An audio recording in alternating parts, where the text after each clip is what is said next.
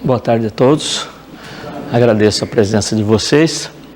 Eu deixei esse pequeno aviso aí, falando das palestras que são gravadas aqui no Caminheiros, vocês colocando lá na internet, no YouTube, Caminheiros da Luz, vai ter lá o canal do YouTube do Caminheiros, onde tem as palestras que nós gravamos aqui. Se você entrar Paulo de Tarso Espiritismo, também lá no YouTube, você vai ter, além das palestras aqui do Caminheiros, algumas palestras do SECA, do Centro Espírita Caridade por Amor, e também as palestras gravadas na Associação Médico Espírita, os encontros que tem da AME, tá? Do ano passado, desse ano, aliás, do ano passado, desse ano ainda não aconteceu, que a gente posta para que vocês possam assistir e indicar também para os amigos, ok? Bom, hoje nós vamos conhecer um pouco mais, ainda para quem não ouviu falar, do médium português Fernando de Lacerda. Ele nasceu em 1865, em Loures, perto de Coimbra, né? Perto de Lisboa, e desencarnou no Rio de Janeiro em 1918. Foi um médium muito importante, porque ele desenvolvia uma mediunidade, entre outras que ele tinha, a principal dele era a psicografia mecânica, que é uma coisa muito rara, que é a pessoa, o médium, ele fica conversando com a pessoa sobre qualquer assunto e tem um papel, ele vai escrevendo ali sem prestar atenção no que está acontecendo, né? Às vezes ele escrevia com as duas mãos, inclusive, né? Essa é a mediunidade de Fernando de Lacerda. Vamos conhecer um pouquinho mais sobre ele, né? Então, como eu disse, ele nasceu, né, em Loures, próximo a Lisboa, e devido à dificuldade dos pais, na cidade onde ele morava, ele foi para Lisboa morar com o tio abastado, que tinha uma fábrica, né? E ficou lá com esse tio dos 13 até os 19 anos. Dos 13 aos 18 anos, ele foi simpatizante do Partido Republicano, né? Nós sabemos que depois que terminou a monarquia em Portugal, começaram esses movimentos e a partir de 1910 nós vamos ter, né, a República em Portugal. E ele começou a se aproximar desses jovens da época e gostou, né, deles, né, da maneira deles de ser, e começou a se envolver. Mas depois ele foi vendo, foi observando que esses políticos da época, ele percebeu que não eram aquilo que mostravam, que falavam. Ele percebeu muita gente reunida para maldizer, para falar mal dos outros, brigas, tentando enganar um ou outro. Então ele percebeu que não era lugar para ele ficar. Inclusive, ele recebeu até uma das pessoas ali, dita amigo, né, entre aspas, sugerindo que ele roubasse o próprio tio, né, que o acolheu. Tá certo? Então repare as companhias que ele tinha ali em Lisboa. Então ele não quis, né? Disse que até dos 13 aos 18 ele foi republicano, depois já não foi mais, né? Porque ele não gostou do que ele viu com aquelas pessoas que ele compartilhava ali, tá certo? Depois ele retorna para Loures, porque o pai ficou viúvo e tinha outros irmãos, e ele vai para auxiliar o pai, cuidar os irmãos novos, tá certo? Então, repare que o Fernando de Lacerda, ele já era um espírito bom. Então, como nós já comentamos também, quando Kardec codificou a doutrina espírita, ele já era uma pessoa boa, uma pessoa que pensava nos outros, que não era egoísta, não é? Então, o Fernando de Lacerda também era assim, não é? E ali ainda não se falava de espiritismo, ele não tinha, né, nenhuma ligação com a doutrina espírita, tá certo?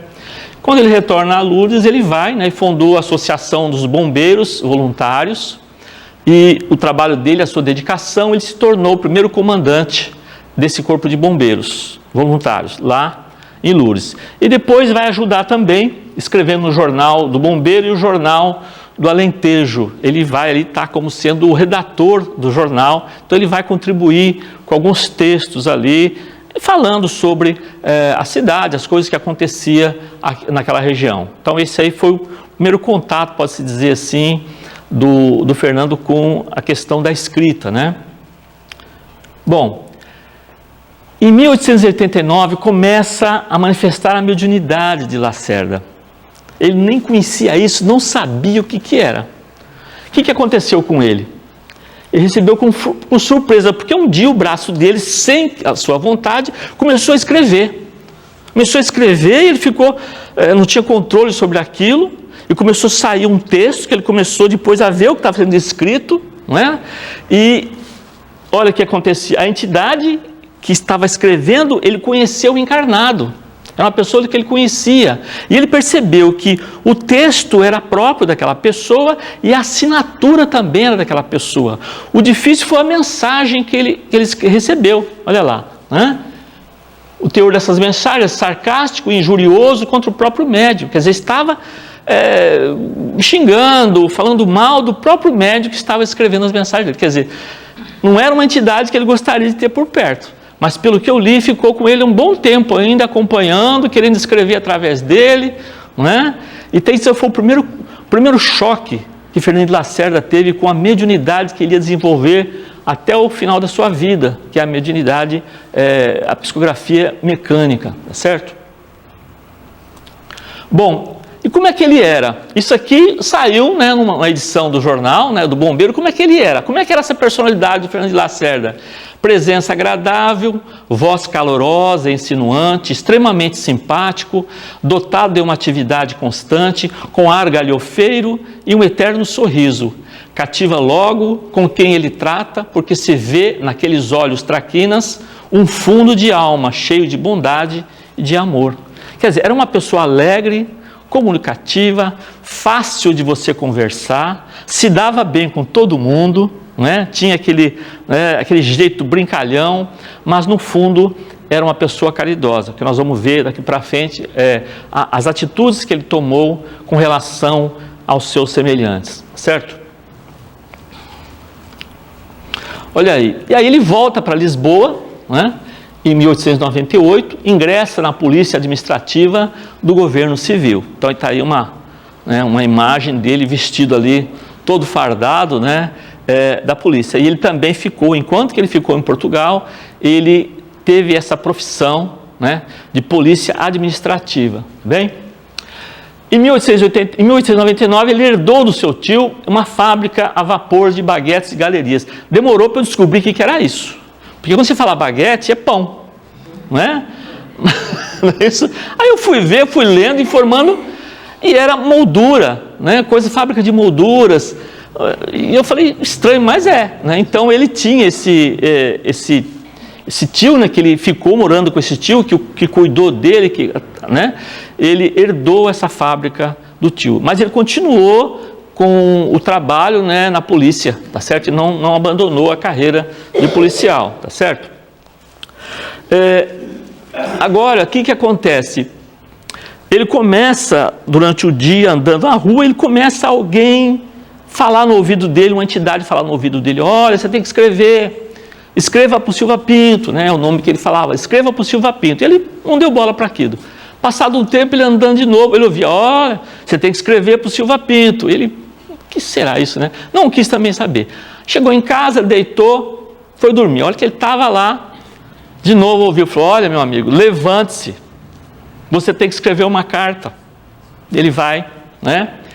E o espírito de Camilo Castelo Branco chega para ele e transmite uma mensagem ao também escritor Silva Pinto, que pensava em suicídio. Então, eu acho que aqui é interessante a gente ter uma ideia de como ocorre com a espiritualidade. Nós somos observados constantemente pelos amigos espirituais, tanto inimigos como amigos. Nós somos observados.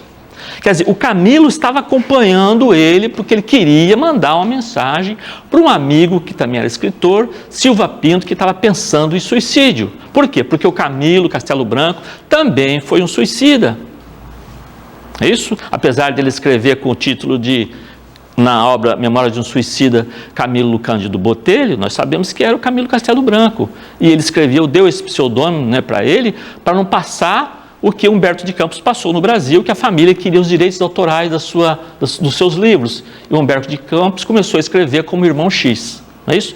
Então o Camilo também utilizou esse pseudônimo. E aí ele realmente pegou a carta, escreveu várias cartas, mas a primeira que ele escreveu, convencendo o amigo a não suicidar. E ele teve o objetivo foi alcançado, que o amigo realmente não suicidou, né? E tem aqui um trechinho, a carta é muito longa, tá bem? Mas eu peguei aqui um trechinho que ele escreve no dia 28 de outubro de 1906, olha só. Meu amigo, meu irmão, meu doce e carinhoso irmão, as experiências que tens, estranhamente exagerada, das coisas que te cercam devem servir só para te desprenderes delas. Deves librar o teu espírito ao alto, e quando o fizeres, verás que tudo que a fadiga e tortura é tão mesquinho, tão insignificante, que não merece que por ele vibre a mais grosseira fibra de teu coração. Quer dizer, orientando o amigo que, olha, o que você está passando, né, vai passar. Esse sofrimento que você está tendo, ele é passageiro. Nada fica eternamente assim.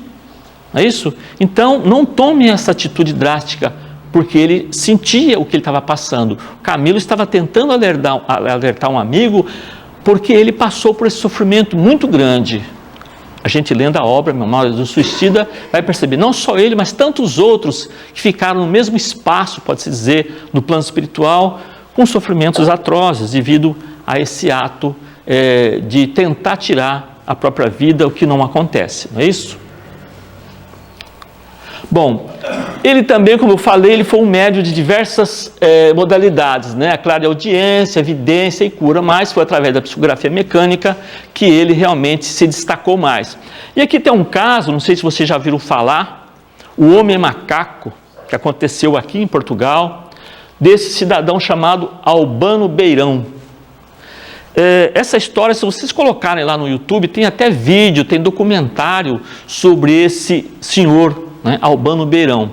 A história dele, do interior aqui de Portugal, muito criança ainda, com 7, 8 anos, era uma criança normal, todo mundo conhecia, brincando, etc. Um dia, ele começa a ficar irritado, e começa a gritar, e começa a andar de 4, correndo para lá e para cá, subindo nos telhados, subindo nas cercas, e de repente passava aquilo, ele ficava uma criança normal de novo. E ele foi crescendo com isso, e ninguém sabia o que Albano tinha. Chegou na juventude, na idade adulta, e aí foi mais difícil, porque ele tinha força. Ele tinha muita força. E ele realmente, as pessoas não conseguiam segurá-lo, né? As pessoas da cidadezinha já conheciam e deixavam bacias de água na porta, porque ele tinha muita sede. Então já sabia, ele passava ali, bebia muita água, com muita sede. E urrava, gritava, e ninguém conseguia segurar. No outro dia, estava normal. Tá? Um documentário que eu assisti, algumas pessoas, vizinhas, falaram assim, olha, eu acho que o Albano era perseguido por espíritos. Alguns falavam, não, ele deve ter uma doença que ninguém sabe o que é. Né? Outros falavam, não, é uma entidade que está acompanhando ele, por isso que ele fica assim. Onde entra aí Fernando de Lacerda? Tá? Em 1902, esse Albano está em Lisboa.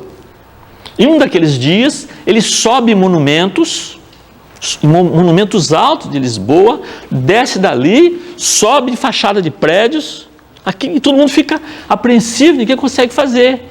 Mas a hora que esse senhor via o Fernando de Lacerda, ele vinha devagar, chegava perto do Fernando de Lacerda, lá pertinho, o Fernando de Lacerda colocava a mão na cabeça dele, a entidade ia embora.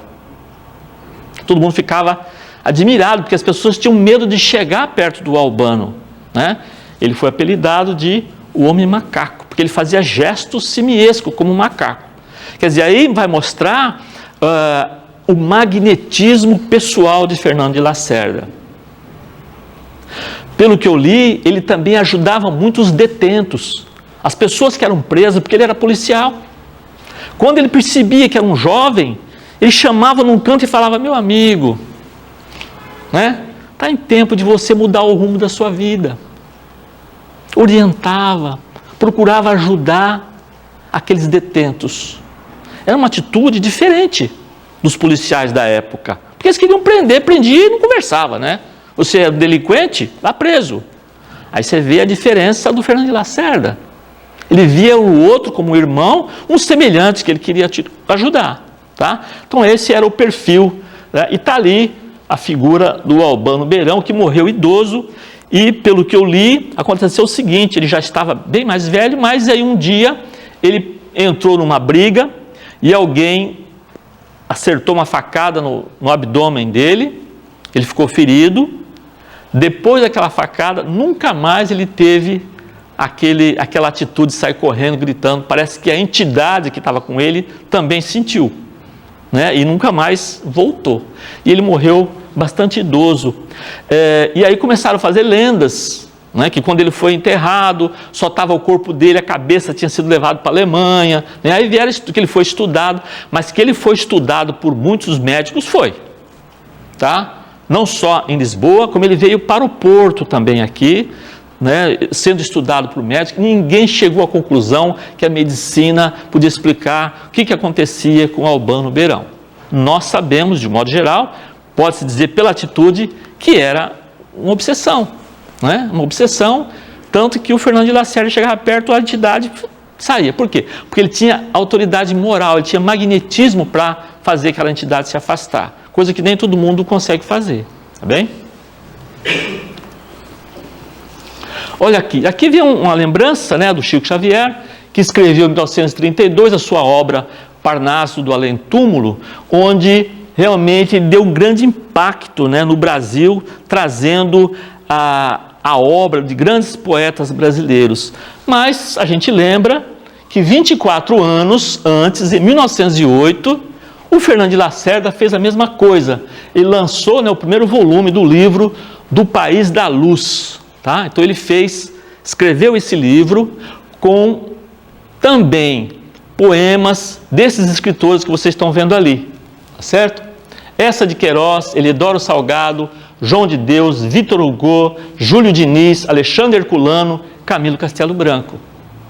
Da mesma maneira que no Brasil tiveram muita agitação, né? Muita gente ficou admirado do que aconteceu. Será que aqueles espíritos são verdadeiros? Será que esse Chico Xavier é um charlatão? Será que ele está inventando essas histórias? Será que ele é uma pessoa que sabe escrever e realmente ele está enganando todo mundo? Aconteceu a mesma coisa com o Fernando de Lacerda. Camilo Castelo Branco, Victor Hugo, né? Alexandre Herculano, né? Será que esse Fernando de Lacerda também não está tentando enganar a gente? E aí, lógico, os repórteres, as pessoas todas vão atrás para saber como é que era a vida desse Fernando de Lacerda, né? E ele, aqui mostra também um trecho de Memórias de Suicida, psicografado por Ivone Pereira, que o Camilo Castelo Branco comenta sobre Fernando de Lacerda. Veja. Sim, Fernando de Lacerda, o protetor inesquecível, cujos caridosos pensamentos de amor e de paz, diluídos em cintilações de preces, tantas vezes me visitaram no desconsolo apavorante do tugúrio de trevas, onde minha alma espiava a ousadia de se haver antecedido à determinação da justa lei. O que acontecia? O Fernando de Lacerda estava ligado mentalmente a essas entidades, esses espíritos. E lá no lugar que Camilo estava sofrendo, ele recebia o pensamento, a prece, a ligação mental do Lacerda, dando bons pensamentos para ele. O espaço não tem barreira, a distância, quando a gente faz uma ligação mental. Quando nós pensamos na nossa avózinha, no nosso avô, no nosso irmão, no nosso marido, nossa esposa que já está desencarnada, se nós pensamos firmemente, o nosso pensamento chega até eles. Isso é real, isso não é fantasia. Está aqui a prova que ele escreveu. E continua. Sim, Fernando, o coração boníssimo que continuava incansável e piedoso como ele só, a cativar-me com suas constantes visitas mentais. Olha aí, visitas mentais. Seus abraços amoráveis, convertidos em radiações benfazejas, de novas preces para novas conquistas e dias melhores para o meu destino. Quer dizer, então imagine o alento que teve Camilo, sofrendo, recebeu uma prece, não é isso? De um amigo encarnado, que foi Fernando de Lacerda. Isso ele teve contato com ele muitas vezes. Esses escritores estavam com ele direto, né? Aqui, esse aqui é um jornal chamado Século, né? Um jornal semanal de 7 de setembro de 1908 de Lisboa. Fizeram uma reportagem, dá uma olhada, colocaram um esqueleto ali, né? Na frente da imagem do Fernando de Lacerda, um jornal assim que mostra uma coisa meio sensacionalista. Isso aqui é só um pedaço do jornal, mas eu tenho lá em casa e eu corri por ele. E o que acontece? Um jornalista, um repórter vai entrevistá-lo. Diante desse movimento todo que Fernando de Lacerda escrevia, né, através dos escritores, será que esse Fernando de Lacerda realmente é verdadeiro? O que ele fez? Então foi lá visitá-lo, marcou uma visita para ele e foi até a casa e mandaram aguardar na biblioteca dele. Então, enquanto ele estava chegando, o repórter ficou na biblioteca do Fernando de Lacerda. Olhou os livros para ver se tinha algum livro da área de literatura. Será que ali tinha um Eça de Queiroz, um Camilo Castelo Branco, né, um Antero de Quental, o Alexandre Herculano? Não tinha nenhum livro de literatura, só livro de aventura, de capa, de espada, sabe aquelas coisas de aventura, né, de espadachim. Aí o repórter ficou meio estranho, né? Uma pessoa dessa que escreve essas coisas não tem uma literatura. Ele ficou meio até decepcionado, né, com o Fernando, né? Aí o Fernando Lacerda chega, vamos, né, de braços abertos, recebe e falou para ele assim: e aí, o senhor já olhou minha literatura? Ele falou: pois é. Então, você viu que eu não tenho nada aqui de intelectual. A minha literatura é essa que você viu. Eu gosto disso aí. Quer dizer, ele não tinha uma leitura acadêmica de literatura para escrever aquilo que ele escrevia dos escritores portugueses. Mas o repórter continua conversando, então vai entrevistá-lo, senta ali ao lado dele, ele começa a contar, certo? Mas você realmente fala com esses escritores? Você tem? Sim, ele falou, eu faço com eles, estou com eles sempre. Mas, e que prova que você poderia me dar disso? Né? Ele falou, olha, você pode constatar. Eles estão aí agora? Estão. Você pode escrever? Lógico. Pegou a caneta, né? Apenas secou aqui e continuou conversando com ele e foi. Então, o que o senhor está achando? Como é que é? Começou a continuar a conversar. O repórter começou a ver que a mão dele não parava, né? Só, certo? Aí o repórter está lá, escrito a mensagem, Alexandre Herculano, Camilo Castelo Branco. O Fernando de Lacerda era autêntico. Ele era daquele jeito mesmo e também não ficou preocupado, né, que o jornalista aceitou ou não. Ele escrevia espontaneamente como sempre fez, tá bem? Ele dividia suas atividades mediúnicas com a educação, também com a educação da sua sobrinha Laura, órfã desde os 2 anos de idade, e de Fernando, filho do gerente da fábrica, que também ficou órfão de mãe. Olha só, aí você já vê como é que era a personalidade dele. Ele tinha uma atividade policial, ele tinha uma atividade mediúnica, mas também cuidou, é isso, da educação, tá certo? Que ele tinha da sua sobrinha e de um gerente da fábrica lá, que era dele. Ele cuidava da pessoa que estava sem mãe, tá? Porque eu não li nada sobre o Fernando de Lacerda que ele teve esposa, filhos, não. Ele não teve, em nenhum momento vi que ele tinha nenhuma ligação com ninguém, uma mulher, uma esposa, nada, tá bem? Sobre isso eu não li. Bom, o que acontece? Ele, com a implantação da República em 1910, ele começa a ter dificuldades. Por quê? Porque ele era um espiritualista, é isso? Ele acreditava nos espíritos, pelo que ele tinha, acontecia com ele, mas o pessoal republicano mostrava na época as ideias materialistas, não é isso? Como comenta aqui, ateístas, pregado pelos republicanos. Então ele começou a ficar desconfortável no seu trabalho, que muitos já estavam realmente totalmente ligados ao pensamento republicano, e essas coisas de Deus, né, de espiritualidade, essas coisas não cabiam naquele momento. Então ele começou a sentir um certo desconforto no seu trabalho, tá bem? Isso vai se agravando depois. A partir de 1911, a situação profissional de Lacerda ficou delicada, devido a uma sindicância policial em um clube recreativo do qual Lacerda havia pertencido. O que acontece? Então eles montaram uma associação e ia lá para conversar. Tá? Então ali tinha várias pessoas que ele conhecia.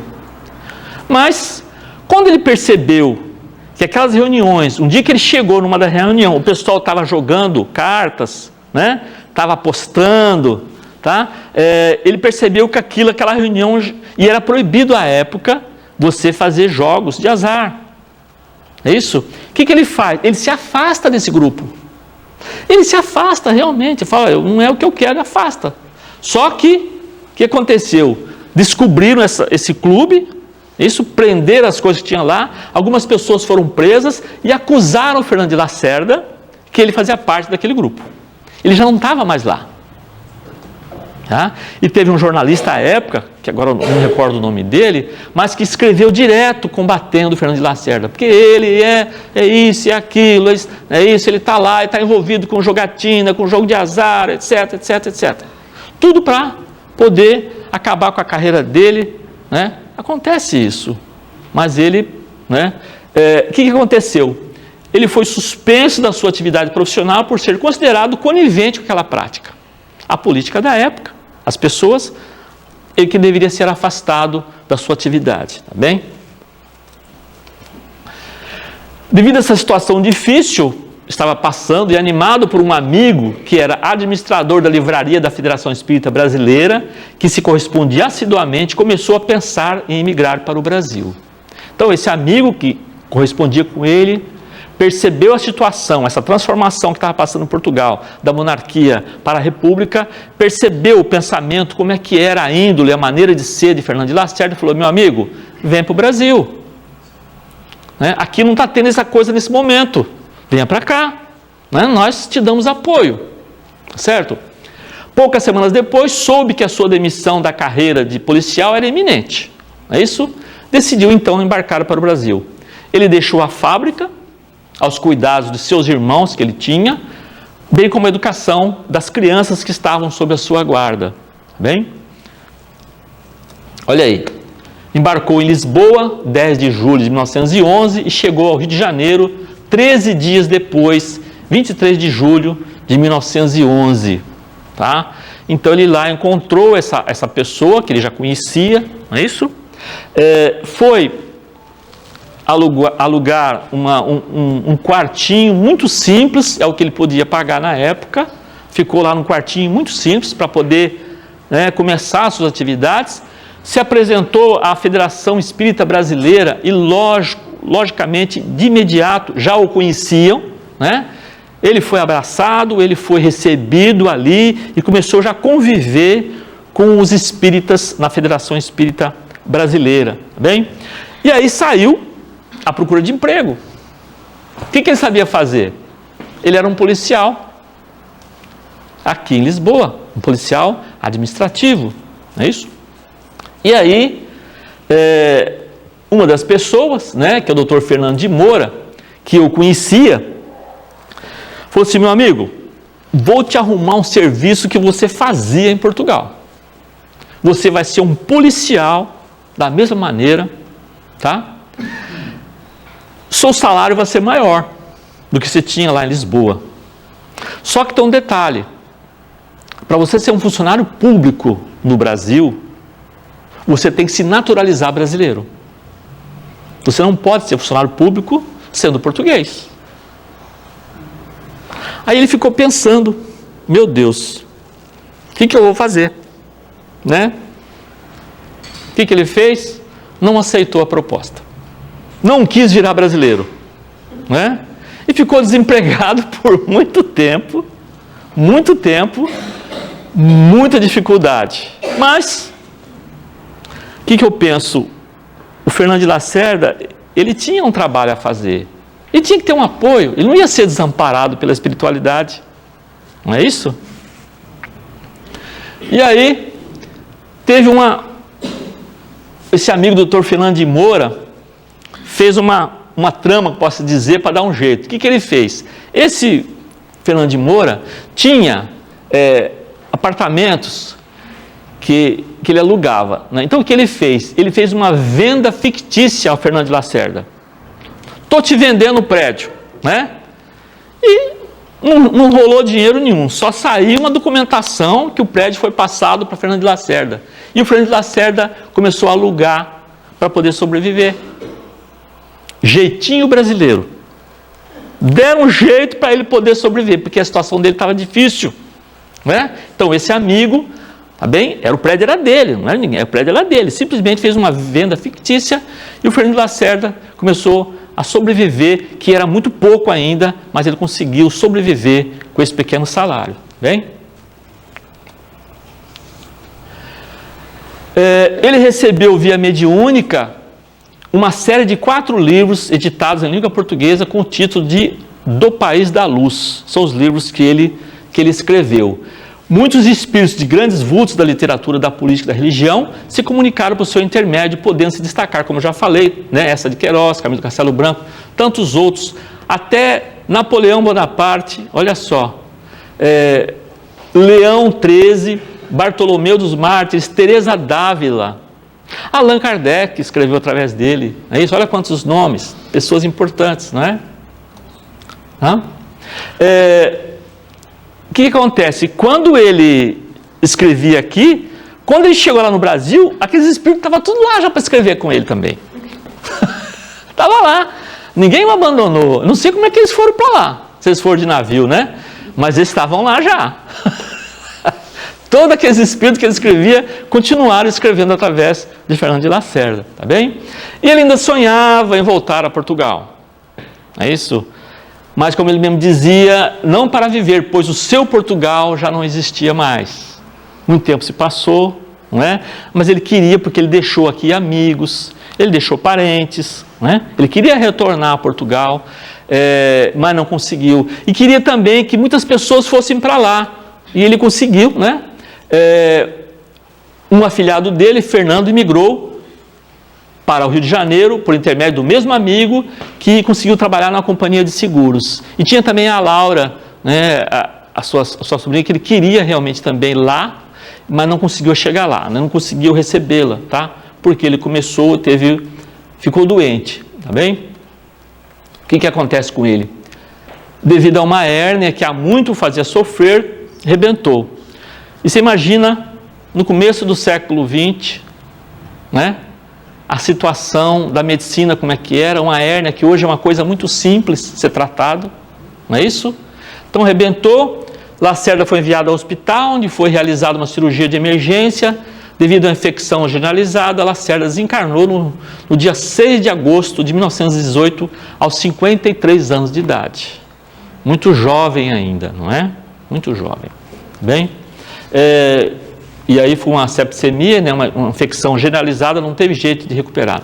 Ele foi sepultado no dia seguinte no cemitério São João Batista, no bairro do Botafogo, no Rio de Janeiro. Tá? E em setembro de 1939, seus restos mortais foram transladados para o cemitério do Alto de São João, em Lisboa. Tá? Quer dizer, trouxeram depois os seus restos, hoje estão lá em Lisboa. É isso? Os restos de Fernando de Lacerda. Tá? E ele trabalhava nesse período ainda na edição do 4º volume do livro dele, No País da Luz. E amigos que pegaram, né, todos os escritos dele e publicaram esse 4º volume. Tá bem? Olha aí, Fernando de Lacerda na obra de Chico Xavier. Em 1951 foi publicado o livro psicografado por Chico Xavier com o título Falando à Terra, com a mensagem de diversos espíritos, e entre eles, Fernando de Lacerda. Olha um trechinho da mensagem que ele deixou. Tive a felicidade de transmitir aos meus contemporâneos as notícias de vários pensadores e literatos redivivos, incorporando-as ao espiritismo luso-brasileiro, qual o telegrafista postado à ponta do fio estendido entre os dois mundos. Entretanto, guardo ainda bem vivas as marcas do sarcasmo e da perseguição que o serviço me valeu, por parte de muitas personalidades importantes, já agora recambiadas para cá, onde não mais se dispõe ao mau gosto de escarnecer a verdade. Não é fácil entregar certas mensagens a destinatários que se voltam contra elas. É bem o Fernando de Lacerda. Você vê na maneira de escrever, na maneira de... Quer dizer, ele como Chico também passou por muita dificuldade para as pessoas, né, que recebiam as suas mensagens. Tá certo? Então, o que o Fernando fala, ele recebeu muito sarcasmo, muita gente o criticou à época, as mensagens que ele escrevia, tá certo? E ele fala, só que aconteceu o quê? Muitos foram recambiados para cá. Aí ele encontrou aqueles que o criticavam, estava lá no plano espiritual agora. E o que aconteceu? Não mais se dispõe ao mau gosto de escarnecer a verdade. Aí eles sentiram ali o que era real. O Fernando de Lacerda não estava querendo enganá-los. Ele estava mostrando o que era a vida. A vida nossa verdadeira é a nossa vida do Espírito. Aqui é uma passagem, é o período que nós estamos aqui para aprender, para resgatar uma série de coisas para o nosso aperfeiçoamento pessoal. Tá certo? E, para encerrar, eu peguei essa notícia também. A União Espírita da região de Lisboa realizou o seminário Fernando de Lacerda, médium português, um vulto do movimento espírita. Cerca de 230 pessoas se inscreveram no evento, 27 de março de 2011, no auditório da Faculdade de Medicina Dentária de Lisboa. O evento procurou resgatar o trabalho de um médium e um espírita notável, cuja influência extrapolou os limites da nação portuguesa. Fizeram isso também, pelo que eu vi, para que as pessoas possam conhecer o trabalho de Fernando de Lacerda, um médium português importante, que é importante a gente conhecer. Não é isso? Que a gente possa se inspirar também na sua atitude de cristão, de pessoa que serviu realmente as pessoas que estavam com ele e tantos outros. Certo? Está aí os dois médiuns, não é? Muito importantes. Ok? Muito obrigado a todos.